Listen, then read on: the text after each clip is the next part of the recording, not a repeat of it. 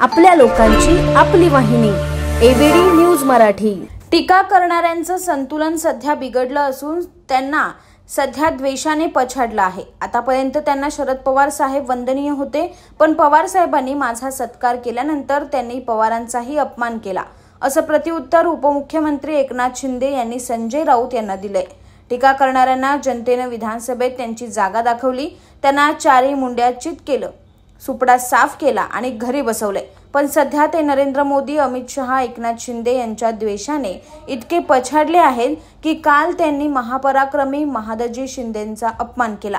साहित्य संमेलनातील साहित्यकांना दलाल म्हणत त्यांचा अपमान केला। शरद पवार साहेब जे त्यांना आतापर्यंत वंदनीय होते, पण त्यांनी माझा सत्कार केल्यामुळे त्यांचाही अपमान केला। परंतु आम्ही आरोपाला आरोपांनी उत्तर देणार नाही, कामातून उत्तर देणार, असं एकनाथ शिंदे म्हणाले।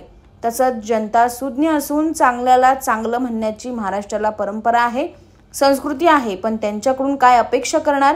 त्यामुळे जनता यांना धडा शिकवेल।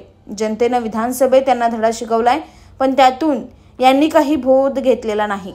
त्यामुळे त्यांनी आत्मचिंतन करावं, आत्मपरीक्षण करावं, असं एकनाथ शिंदे म्हणाले आहेत। टीका करणाऱ्यांना त्यांची जागा लोकांनी विधानसभेत दाखवली, त्यांनी चारी मुंड्या चित केलं, सुपडा साफ केला आणि घरी बसवलं। आता त्यांचं संतुलन गेलेलं आहे आणि खऱ्या अर्थाने ज्या द्वेषाने ते पछाडलेले आहे, खरं म्हणजे मग मोदी द्वेष आहे, अमितभाईंचा द्वेष आहे, एकनाथ शिंदेचा द्वेष आहे, इतर कुणाचे द्वेषाने एवढे पछाडले की त्यांनी काल महादजी शिंदे, महापराक्रमी योद्धा यांचाही अपमान केला।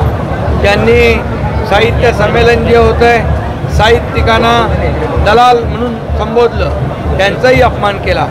आणि या देशाचे ज्येष्ठ नेते शरद पवार साहेब आतापर्यंत त्यांना वंदनीय होते, माझा सत्कार केल्यानंतर ते त्यांचाही अपमान केला।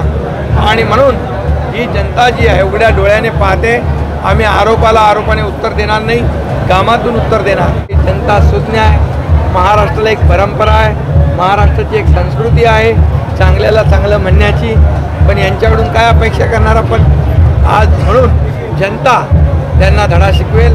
जनतेने विधानसभेत त्यांना धडा शिकवला आहे, अजून त्यांना त्याच्यातून काही बोध घेता आला नाही। त्यांनी आत्मपरीक्षण करावं, आत्मचिंतन करावं, एवढंच माझं त्यांना सल्ला आहे। आमच्या पारंपरिक आयुर्वेदिक तत्वांवर आधारित मेथी व डिंकाचे लाडू खास तुमच्यासाठी। आता सांध्याच्या समस्यांपासून आराम हवा असो, शरीराला ताकद देणारा पोषणदायी आधार असो किंवा उष्णतेचा समतोल राखायचा असो, श्री अवनी लड्डू तुमचं आरोग्य सांभाळतील। आयुर्वेदिक गुणधर्मांनी परिपूर्ण, शरीराला ऊर्जा व ताकद देणारे, सांध्यांमधील वेदना कमी करण्यास उपयुक्त, चवीला अप्रतिम आणि सगळ्यांना आवडणारे आता तुमच्या घरी मागवा आरोग्याचा खजिना। तुमच्या आरोग्याचा साथीदार बनण्यासाठी श्री अवनी लड्डू आहेत तयार।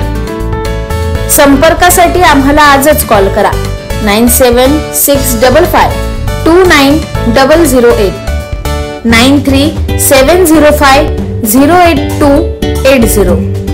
आजच कॉल करा आणि आरोग्याचा गोडवा घरी घेऊन जा।